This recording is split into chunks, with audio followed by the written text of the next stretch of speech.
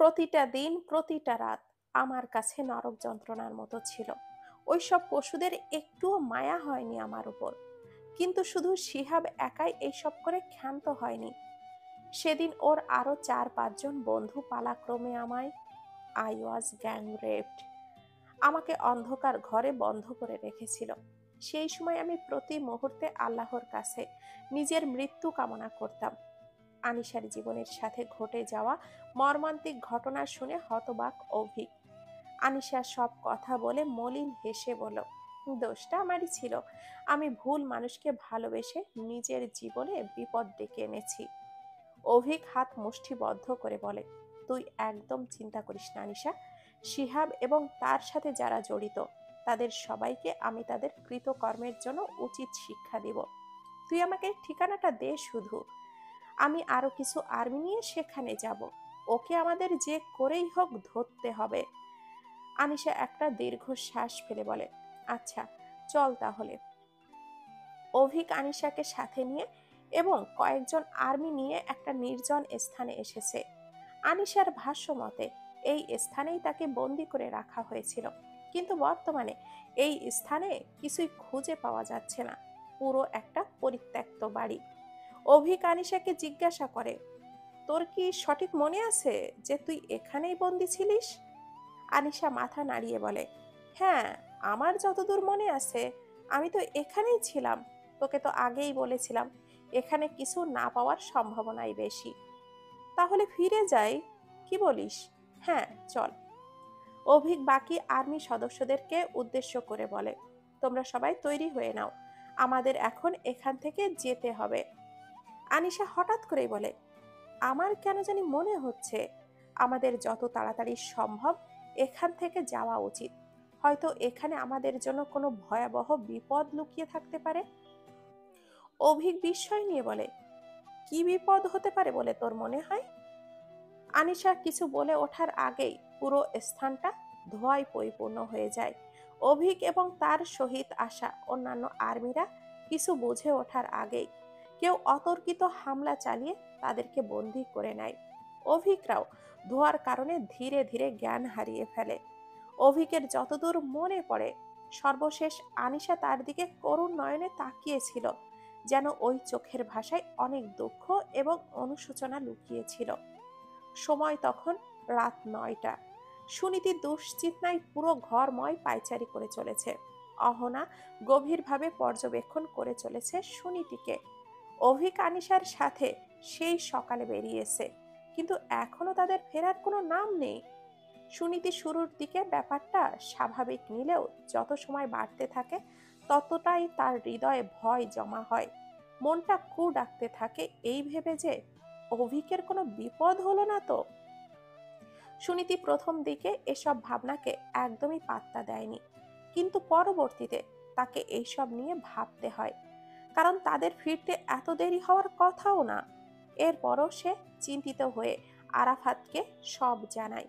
এসব শুনে আরাফাতও ভয় পেয়ে যায়, তবে সে সুনীতিকে দুশ্চিন্তা করতে বারণ করে এবং তাকে জানায় যে সে কিছু করবে।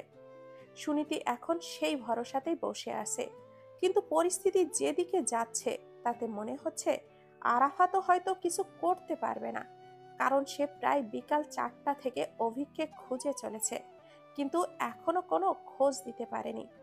অহনা সুনীতিকে এমন দুশ্চিন্তার মধ্যে দেখে মিনমিনের স্বরে বলে, তুই তো সকাল থেকে কিছু না খেয়ে আছিস, এবার অন্তত কিছু খা। এভাবে না খেয়ে থাকলে তো পুরোপুরি অসুস্থ হয়ে যাবি। সুনীতি বলে, আমি কিচ্ছু খাবো না, খাবার আমার গলা দিয়ে নামবে না।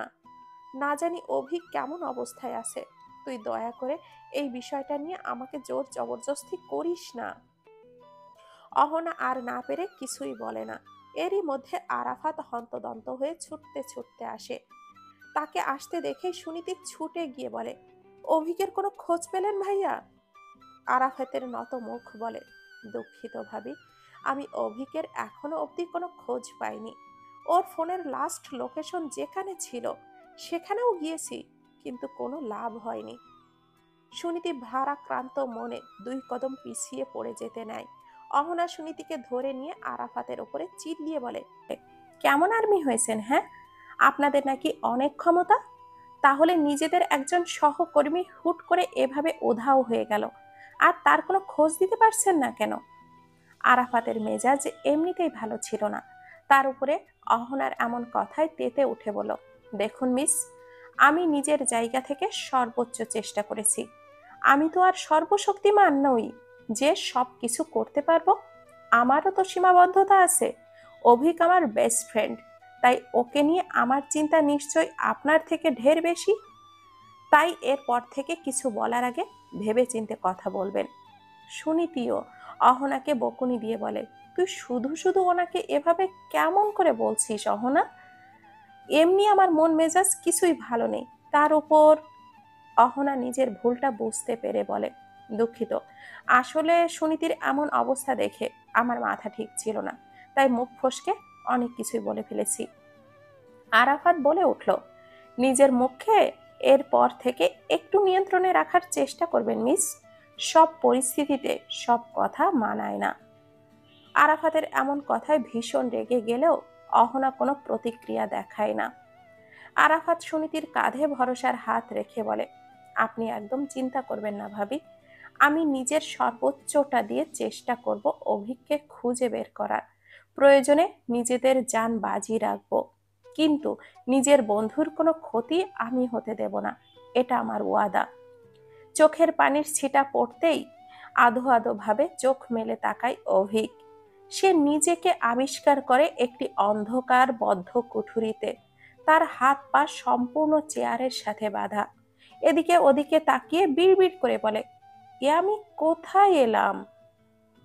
এরপর চোখটা বন্ধ করে মনে করার চেষ্টা করে তার সহিত ঠিক কি হয়েছিল। তখনই মনে পড়ে যায় আনিশাকে নিয়ে ওকে যেখানে বন্দি করা হয়েছিল সেই স্থানে যাওয়ার পরের ঘটনাসমূহ। আশেপাশে তাকিয়ে অভিক আনিশা সহ নিজেদের অন্যান্য সহকর্মীদেরকে খুঁজতে থাকে, কিন্তু তাদের কারোরই দেখা পায় না।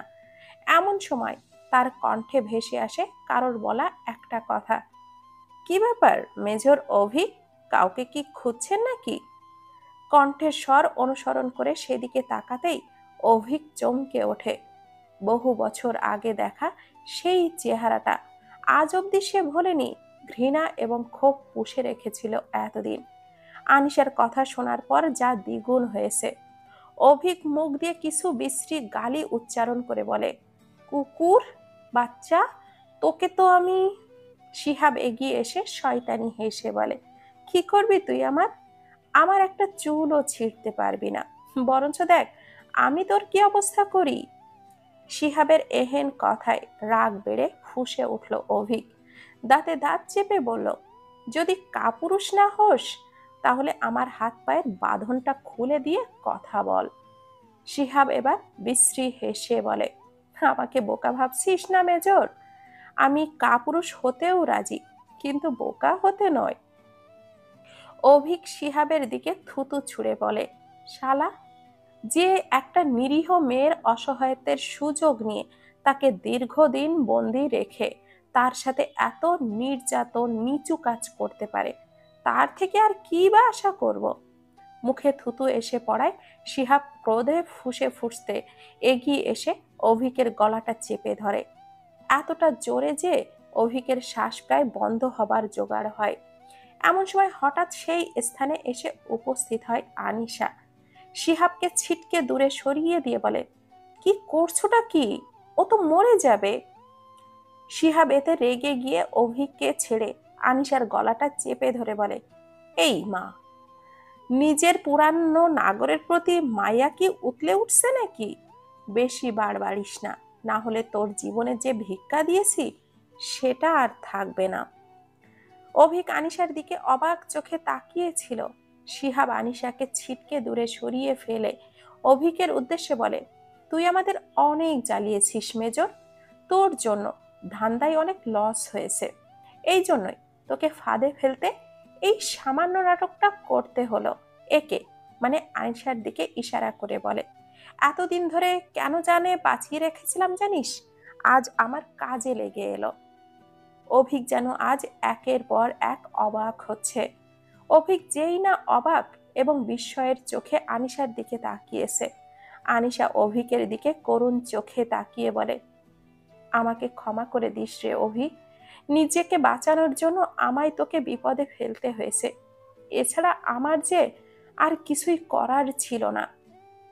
আনিশার কথা শুনে অভিকের যা বোঝার বোঝা হয়ে গেছে। বুঝতে আর বাকি থাকে না যে বিশ্বাসঘাতকতার শিকার সে। অভিকের বন্দি অবস্থায় থাকার পর অনেক সময় পেরিয়ে যায়। এত দীর্ঘ সময় অভিককে কিছু খেতে দেওয়া হয়নি, তাই অনেক দুর্বল অনুভব হচ্ছে অভিকের। অভিক এক ফোঁটা পানির জন্য তড়পাচ্ছিল। এমন সময় হঠাৎ করে আনিশা অভিকের সামনে এসে দাঁড়ায়। আনিশাকে দেখেই অভিক ঘৃণায় নিজের চোখটা সরিয়ে নেয়। আনিশা অভিকের চোখে এই ঘৃণা দেখে সেটা সহ্য করতে না পেরে বলে, আমি জানি এখন আমি যাই বলি না কেন তোর কাছে সেটা কাটা ঘায়ে নুনের ছিটাই মনে হবে, কিন্তু বিশ্বাস কর অভি, আমি সত্যি নিরুপায় ছিলাম। অভিক এবার ব্যঙ্গাত্মক হেসে বলে, হুম, তোর কাছে আমি কোনো কৈফিয়ত চেয়েছি? কেন এসেছিস এখানে? নিজেকে তো সেভ করতে পারছিস, এখন জানা আনন্দ কর। তোর এই অবস্থা যে আমি সহ্য করতে পারছি না অভি, এসব নাটক প্লিজ বন্ধ কর। আর আমার আর সহ্য হচ্ছে না তোর এইসব নাটক। আনিশা কান্না ভেজা চোখে অভিকের দিকে তাকিয়ে থাকে। হঠাৎ অভিকের অসহায় মুখের দিকে তাকিয়ে বলে, তোকে তো অনেক দুর্বল লাগছে রে অভি, একটু পানি এনে দে, পানি খাবি? অভিক রেগে গিয়ে বলে, বিষ নেই তোর কাছে? থাকলে আমায় এনে দে, বিষ খাইয়ে একেবারেই মেরে ফেল। আনিশার মধ্যে অপরাধ বোধ বাড়তে থাকে। সে আর এক মুহূর্ত অভিকের সামনে দাঁড়িয়ে না থেকে স্থান ত্যাগ করে। অভিক আনিশার পানে ফিরেও তাকায় না। নিজের বন্ধুত্বের জন্য অনেক কিছু করেছিল সে, বিনিময়ে ধোঁকা ছাড়া আর কিছুই পেল না। অভিক নিখোঁজ হওয়ার প্রায় 24 ঘন্টা পেরিয়ে গেছে, অথচ এখনো তার কোনো খোঁজ পাওয়া যায়নি। সুনীতির অবস্থা এখন আরো বেসামাল। চিন্তায় চিন্তায় না খেয়ে একদম অসুস্থ হয়ে গেছে মেয়েটা। বর্তমানে সম্পূর্ণ শয্যাশায়ী সে। অহনা যতটা পারছে সুনীতির খেয়াল রাখছে। অনেক চেষ্টা করেও সুনীতিকে এক ফোঁটা পানিও খাওয়াতে পারেনি অহনা। শেষে হাল ছেড়ে দিয়েছে সে। বর্তমানে অহনা সুনীতিকে বলছে, তুই আর কতক্ষণ এভাবে না খেয়ে থাকবি? এভাবে চলতে থাকলে তোরই তো বড় কোনো ক্ষতি হয়ে যাবে, একটু কিছু অন্তত খেয়ে নে। সুনীতি নিরুত্তর। অহনা একটা দীর্ঘশ্বাস ফেলে। এরই মধ্যে আরাফাত চলে আসে। আরাফাতকে আসতে দেখে অহনা উত্তেজিত হয়ে বলে, আপনি দুলাভাইয়ের কোনো খবর পেলেন? আরাফাত দুঃখী দুঃখী মনে মাথা নাড়িয়ে ব্যর্থতার প্রমাণ দেয়। অহনা আর আগের মতো রেগে যায় না, বরঞ্চ দুঃখের সহিত বলে, সুনীতির অবস্থা ভীষণ খারাপ। কালকে থেকে ও একদমই না খেয়ে আছে। আমি ওকে অনেক চেষ্টা করেও কিছুই খাওয়াতে পারছি না। বর্তমানে ওর গায়ে ভীষণ জ্বর, দুর্বলতা ওকে একদম গ্রাস করে নিয়েছে। এভাবে চলতে থাকলে ও একদম শেষ হয়ে যাবে। আরাফাত সুনীতির কাছে এসে বলে, আপনি নিজেকে কেন এত কষ্ট দিচ্ছেন ভাবি? আমরা সবাই তো নিজেদের জায়গা থেকে সর্বোচ্চ চেষ্টা করছি। আমরা নিশ্চয়ই অভিককে খুব শীঘ্রই খুঁজে বের করব। কিন্তু আপনি যদি এভাবে না খেয়ে অসুস্থ হয়ে যান, তাহলে তো অভিক ফিরে এসে ভীষণ কষ্ট পাবে। নিজের জন্য না হলেও অভিকের জন্য তো একটু খেয়ে নিন। সুনীতি কাঁপা কাঁপা গলায় বলে, আমি জানি না আমার অভিক বর্তমানে কোথায় আছে, কেমন পরিস্থিতিতে আছে। ও আদৌ কাল থেকে কিছু খেয়েছে কিনা। এরকম একটা পরিস্থিতিতে আমার গলা দিয়ে কিভাবে খাবার নামবে ভাইয়া? আমি সত্যি পারবো না। আরাফাত বুঝতে পারে সুনীতিকে বুঝিয়ে কোনো লাভ নেই, সে নিজের জেদে অটলই থাকবে। আরাফাত একটা দীর্ঘশ্বাস ফেলে অহনার উদ্দেশ্যে বলে, আপনি ভাবির যথাসম্ভব খেয়াল রাখার চেষ্টা করুন। আমরা নিজেদের কাজ অবিরতভাবেই করে চলেছি, আশা করছি শীঘ্রই কোনো ভালো খবর দিতে পারবো। অহনা মাথা নাড়ায়। আরাফাত বেরিয়ে যেতে নেয়। অহনা হঠাৎ যেন কি মনে করে বলে, শুনুন। আরাফাত পেছন থেকে তাকায়। অহনা হালকা হেসে বলে, সাবধানে যাবেন। আরাফাতও সামান্য হেসে অহনার দিকে তাকিয়ে প্রস্থান করে। অভিকের ভীষণ দুর্বল বোধ হচ্ছে।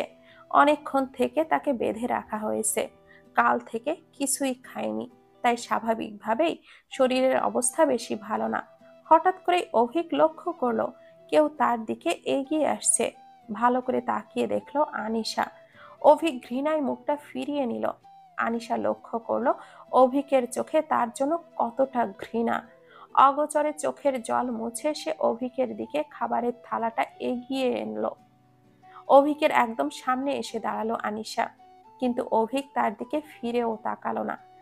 আনিশা গলা ঝাড়ি দিয়ে বলল, আমার উপরে যতই রাগ করিস না কেন কর, কিন্তু এই খাবারটা অন্তত খেয়ে নে। অভিক রাগী কণ্ঠে বলল, তোর এইসব ন্যাকামি আমার সহ্য হচ্ছে না, ভালো চাইলে আমার সামনে থেকে দূর হ। আনিশা মলিন হেসে বলল, ন্যাকামি বলছিস? আর যাই বলিস না কেন, এটা তোকে খেতেই হবে। মরে যাব তাও খাবো না। এতটা ঘৃণা করিস আমায়? হ্যাঁ, করি। আনিশার বুকে তীরের মতো বিচ্ছিল অভিকের কথাগুলো। তবুও সে খাবারের লোকমা অভিকের মুখের সামনে ধরে বলে, দয়া করে খেয়ে নে। অভিক খায় না। আনিশা এবার হার মেনে নিয়ে বলে, অন্তত একটু পানি খা। অভিক সেটাও খায় না। আনিশা এবার অসহায় কণ্ঠে বলে, আমি নিরুপায় ছিলাম অভিক। ৮-৯ বছরটা কম নয়। এতগুলো দিন ওই শয়তানটা আমায় বন্দি করে রেখেছে। এতগুলো দিন আমি পৃথিবীর আলো বাতাস থেকে বঞ্চিত হয়েছি। প্রতিনিয়ত ওর দ্বারা অত্যাচারিত হয়েছি আমি। আমার খুব মুক্তির প্রয়োজন ছিল। আমি চেয়েছিলাম আবার আগের মতো স্বাভাবিক জীবনে ফিরতে, কিন্তু এর জন্য এছাড়া আমার হাতে আর কোনো উপায় ছিল না। শিহাব আমায় এটাই শর্ত দিয়েছিল যে যদি আমি তোর বিশ্বাস জিতে তোকে এখানে নিয়ে আসতে পারি, তাহলে ও আমায় ছেড়ে দেবে। তুই আমাকে বিশ্বাস করে সবটা জানাতে পারতি, আমি তোকে সাহায্য করতাম। তা না করে তুই ওই দেশদ্রোহী সন্ত্রাসী শিহাবের কথা শুনলি। আনিশা বলে, আমার কিছুই করার ছিল না। শিহাব আমার শরীরে লুকিয়ে একটা চিপ রেখেছিল। যদি আমি কোনো চালাকি করতাম, তাহলে ও আমাকে শেষ করে দিত। তুই যত যাই বলিস, তুই ওর মতো একটা সন্ত্রাসীর সঙ্গ দিয়ে পাপ করেছিস। এর শাস্তি তুই পাবি। আনিশা মলিন হেসে বলে, শাস্তি তো সেই ৯ বছর ধরেই পাচ্ছি। আর কত শাস্তি পাবো আমি? এবার শাস্তির উচিত আমায় একটু মুক্তি দেওয়া। একটা ভুল মানুষকে পছন্দ করাই আমার জীবনে কাল হলো। হিরে চিনতে আমি ভুল করেছিলাম। আনিশা একটু থেমে বলে, আচ্ছা, তুই যে ৯ বছর আগে আমায় একটা কথা বলেছিস, সেটা কি? আনিশার পুরো কথাটা শেষ হবার আগেই অভিক বলে, অতীতের কথা বাদ দে, এখন আর সেসব বলে কোনো লাভ নেই। আনিশা মলিন হেসে বলে, ঠিকই বলেছিস। আমার নিজের ভাগ্য আমি নিজেই নষ্ট করেছি। এখন সেই নষ্ট ভাগ্য নিয়েই, যাই হোক, আমাকে একটা সুযোগ দিবি অভিক? আমি তোকে সাহায্য করব, নিজের সব ভুল শুধরে নেব। আমি আর যাই হোক তোকে অন্তত বিশ্বাস করব না কোনো মতেই। আনিশা বলে, তোকে বিশ্বাস করতে হবে না, আমায় সুযোগ দিতেও বলছি না, কিন্তু এটা মনে রাখবি, তোর বিপদে সবার আগে আমি এগিয়ে আসব। বলেই আনিশা চলে যায়। আনিশা চলে যাবার পরই অভিক তার যাওয়ার পানে তাকিয়ে বলে, তুই কি করবি না করবি সেই আশায় আমি বসে নেই। নিজের কাজ আমি ঠিকই করেছি। এবার ওই শিহাবের অন্যায়ের সাম্রাজ্যের পতন ঘটবেই ঘটবে। অভিক চোখটা বন্ধ করে বসেছিল অন্ধকার ঘরটায়।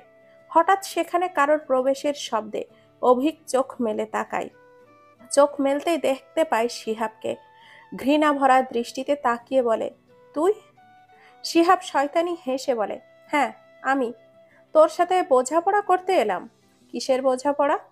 শিহাব অভিকের সামনে একটা চেয়ার টেনে বসে পড়ে। অভিকের মাথায় একটা বন্দুক তাক করে বলে, আমাদের অনেক জ্বালিয়েছিস তুই। তোর জন্য আমার ব্যবসায় অনেক লস গেছে। কতবার সীমান্তের পারে আমাদের কত মাল আটকে দিয়েছিস। আমার কত লোককে ধরে নিয়ে গিয়েছিস। তোর জন্য যা ক্ষতি হয়েছে তার সব কিছুর হিসাব আজ নেব। বলেই বন্দুকের ট্রিগারের চেপে ধরে। অভিক হঠাৎ করেই একটা ইঙ্গিতপূর্ণ হাসি দিয়ে বলে, আজকে যেন কয় তারিখ? হঠাৎই অভিকের এমন প্রশ্নে ভ্যাবাচ্যাকা খেয়ে যায় শিহাব। নিজেকে সামলে নিয়ে বলে, হঠাৎ এসব কেন জিজ্ঞাসা করছিস? অভিকের হাসিটা চওড়া হয়। সে বলে, তোর বুঝি আজকের দিন তারিখ মনে নেই? কোনো ব্যাপার না, আমি তোকে মনে করিয়ে দিচ্ছি। আজ 28শে সেপ্টেম্বর, বুধবার। আজকে তোর সাথে তোর ইন্ডিয়ান পার্টনার চতুষ্পদ ত্রিবেদীর মিটিং হবার কথা। একদম পারফেক্ট টাইমিং, তাই না? দুজনকে একসাথে ধরতে পারা যাবে। এসব কি বলছিস তুই? কি ভেবেছিস তুই? বুদ্ধি কি তোর একার মাথাতেই আছে? আমাদের মাথায় কি বুদ্ধি নেই? বাংলাদেশ আর্মিকে এতটা বোকা ভাবিস না। তোরা অপরাধীরা যদি চলিস ডালে ডালে, তাহলে আমরা চলি পাতায় পাতায়। তোকে আমি শেষ করে দেব। একদম চালাকি করবি না। তুই কি করবি? তোর সবকিছু করার সুযোগ শেষ। অভিকের কথা শেষ হতে না হতেই হুড়মুড় করে ওই বদ্ধ ঘরটাতে ঢুকে পড়ে আর্মির কয়েকজন সদস্য। তাদের ঢুকতে দেখেই অভিক বলে, এই যে, তোদের খেলা শেষ। শিহাব চিৎকার বলে বলে, এটা কোনো মতে হতে পারে না। আমার এতদিনের সাজানো সাম্রাজ্য এভাবে নষ্ট হতে পারে না। আমি এটা হতে দেব না। আরাফাত এসে শিহাবের হাত থেকে বন্দুকটা কেড়ে নিয়ে তাকে গান পয়েন্টে করে বলে, ওই মামা না, প্লিজ প্লিজ, তোর খেলা শেষ। শিহাব রাগে ফুঁসতে ফুঁসতে বলে, তোরা আমার সাথে ডাবল গেম খেলেছিস। ছাড়বো না কাউকে আমি। এত চিৎকার চেঁচামেচির শব্দ শুনে আনিশাও এগিয়ে আসে। আনিশা আসতে দেখে অভিক বলে, ওখানেই দাঁড়িয়ে যা। তুইও এই অপরাধীদের সাথে ছিলি, তাই বাকিদের সাথে তোকেও বন্দি করার আদেশ আছে। আনিশা অভিকের কথা মতো চুপচাপ দাঁড়িয়ে যায়। কয়েকজন আর্মি এগিয়ে এসে অভিকের হাত পায়ের বাঁধন খুলে দেয়। অভিক উঠে দাঁড়িয়ে শিহাবের উদ্দেশ্যে বলে, নিজেকে বেশি চালাক ভেবেছিস, তাই না? কি ভেবেছিলি তুই? হ্যাঁ, কি ভেবেছিলি? আনিশাকে কাজে লাগিয়ে আমাকে বোকা বানিয়ে নিজের স্বার্থ সিদ্ধি করবি? অথচ শুরু থেকেই যা আমরা তোর সাথে গেম খেলেছি সেটাই বুঝলি না। আনিশা হতবাক হয়ে অভিকের দিকে তাকায়। অভিক আনিশার দিকে এক পলক তাকিয়ে বলে, মির্জাফর চিনিস শিহাব? তোর দলেও এমন একজন মির্জাফর লুকিয়েছিল, যে গোপনে তোর সব তথ্য আমার হাতে তুলে দিত। যাই হোক, জানতে চাস না সেই মির্জাফরটা কে? দাঁড়া, পরিচয় করিয়ে দিচ্ছি। কালিয়া, সামনে আসো। অভিক এবার ডাক দিতেই দৌড়ে সামনে চলে আসে কালিয়া। কালিয়াকে দেখে শিহাব অবাক হয়ে যায়, কারণ এ যে তার সব থেকে বিশ্বস্ত লোক। সেই কিনা এমন ধোঁকাবাজি করলো। শিহাব রাগী চোখে কালিয়ার দিকে তাকালো। কালিয়া 32 পাটি দাঁত বের করে হেসে বলল, আজ থেকে কয়েক মাস আগে আমি আর্মিদের হাতে আটক হয়েছিলাম, তাই ওরা আমাকে কিছু না করে ছেড়ে দেয়। তখন থেকেই আমি ওদের কেনা গোলাম হয়ে যাই। এখান থেকে সব তথ্য আমি ওদের পাচার করি। এবার অভিক বলে, কালিয়াই আমাকে জানিয়েছিল তুই আনিশাকে ব্যবহার করে আমার বিরুদ্ধে কি পরিকল্পনা করছিস। আমি সব জেনে শুনেই তোর পরিকল্পনা অনুযায়ী কাজ করি। আমি যখন আনিশাকে নিজের সাথে করে নিয়ে যাই এবং তার সাহায্য করি, তখন তুই মনে করেছিস আমি তোদের ফাঁদে পা দিয়েছি, কিন্তু তুই বুঝতেও পারিসনি সবটাই ছিল আমার প্ল্যান। আমি খুব সুন্দরভাবে নাটক চালিয়ে যাই। তোকে বা আনিশাকে ঘুণ অক্ষরেও এটা সন্দেহ করতে দেই না যে আসলে আমার পরিকল্পনা কি ছিল। আমি তোকে আর আনিশাকে সমাল তালে বোকা বানাই। তুই ভেবেছিলি সবটা তোর প্ল্যান মতো চলছে, কিন্তু আসলে সবকিছু চলছিল আমাদের পরিকল্পনা অনুযায়ী। অভিক একটু থেমে বলে, আমরা চাইলে অনেক আগেই তোকে বন্দি করতে পারতাম, কিন্তু আমাদের উদ্দেশ্য ছিল তোর ইন্ডিয়ান পার্টনারের সাথে তোকে গ্রেপ্তার করা। এর জন্যই তো এত নাটক করতে হয়েছে। এই বলেই অভিক সামনে তাকায়। কয়েকজন আর্মি চতুষ্পদ ত্রিপদীকে ধরে এনে সামনে আসছে। অভিক বাঁকা হেসে বলল, অবশেষে আমার পরিকল্পনা সফল। তোকে বোকা বানিয়ে তোদের দুজন পার্টনারকেই একসাথে গ্রেপ্তার করতে পেরেছি। এর জন্যই তো এত কিছু। এবার তোদের এই অন্যায়ের সাম্রাজ্যের ধ্বংস হবে চিরতরে। শিহাব আর কিছু বলতে পারে না। সে বুঝতে পারে তাকে কিভাবে ঠকানো হয়েছে। অভিক একবার শিহাবের কাছে এসে বলে, তোর সব খেলা শেষ। এবার নিজের বাকি দিনগুলো অন্ধকার চার দেওয়ালে কাটানোর জন্য প্রস্তুতি নে। অতঃপর অভিক এগিয়ে এসে আনিশার দিকে। আনিশা মাথা নিচু করে তাকিয়েছিল। অভিক একটা দীর্ঘশ্বাস ফেলে বলে, তুই এতগুলো দিন যা যা অন্যায় অত্যাচার সহ্য করেছিস, তাতে তোর প্রতি একটু হলেও আমার মায়া হচ্ছে। কিন্তু অন্যায় তো অন্যায়ই হয়। তবে আমি চেষ্টা করব তোর শাস্তি যতটা সম্ভব কম যেন হয়। আনিশা কৃতজ্ঞতার দৃষ্টিতে তাকায়। অভিক বলে, তুই চিন্তা করিস না, শাস্তি ভোগের পর তোকে স্বাভাবিক জীবনে ফেরার ব্যবস্থা করে দেওয়া হবে। তোর বাবার খুনের জন্যেও এই শিহাব উপযুক্ত শাস্তি পাবে। তোর প্রতি করা প্রত্যেকটা অন্যায়ের শাস্তি পাবেও। আনিশা এবার আবেগতাড়িত হয়ে কেঁদে দেয়। আরাফাত এগিয়ে আসে অভিকের দিকে। অভিক আরাফাতকে জিজ্ঞাসা করে, সুনীতির কি অবস্থা রে? ভাবির অবস্থা একদমই ভালো না। এই গোপন মিশনের জন্য আমি তাকে কিছুই জানাতে পারিনি। কাল থেকে কিছু না খেয়েই আছে। অভিক বিরক্ত মুখ নিয়ে চ জাতীয় শব্দ উচ্চারণ করে বলে, আমি জানতাম এমন কিছুই হবে। আমাকে এখান থেকে জলদি কোয়ার্টারে পৌঁছায় সুনীতির সাথে দেখা করতে হবে। জানি না ও একা কেমন আছে। আরাফাত বলে, ভাবির বান্ধবী এসেছে, উনি বর্তমানে ভাবির দেখাশোনায় আছেন। তাহলে তো একটু নিশ্চিন্ত হওয়া যায়। যাই হোক, তাড়াতাড়ি ফিরতে হবে।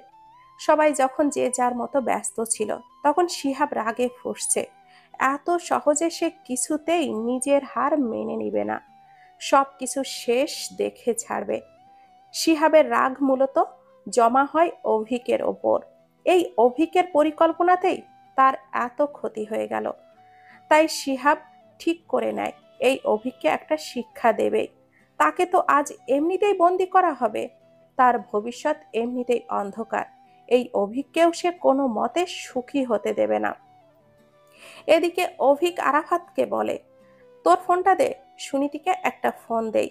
আরাফাত নিজের ফোনটা অভিককে দেয়। অভিক সুনীতিকে কল দেয়। সুনীতি শুয়েই ছিল। সুনীতি ফোনটা রিসিভ করে অভিকের কণ্ঠস্বর শুনে শান্তির নিঃশ্বাস নেয়। বলে, তুমি ঠিক আছো? হ্যাঁ, আমি একদমই ঠিক আছি। ফিরে এসে দেখা করে বলছি। তুমি খেয়ে নাও। তুমি কিছু খেয়েছো? আমি খেয়ে নেব, তুমি খেয়ে নাও। এভাবেই কথা চলতে থাকে তাদের। তারপর